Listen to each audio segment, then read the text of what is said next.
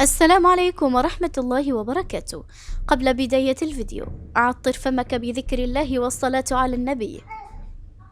كهربا يذبح عجلا بعد هدفه أمام الزمالك في مباراة القمة.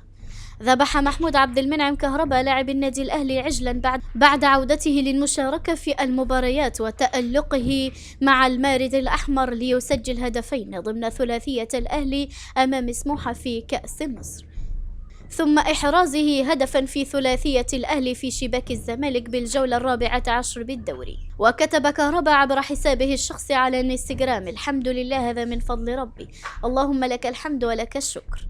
وحقق النادي الأهلي فوزا ثمينا على نادي الزمالك في مباراة الجولة 14 والتي جمعت الفريقين أمس على استاد القاهرة الدولي بثلاثية نظيفة. تقدم محمود عبد المنعم كهربا للنادي الأهلي أولا قبل أن يضيف محمد شريف الهدفين الثاني والثالث، وأصبح النادي الأهلي وحيدا على صدارة الدوري بلا خسارة حتى الآن، بعدما رفع رصيده إلى 34 نقطة حصدها بعدما خاض 14 مباراة.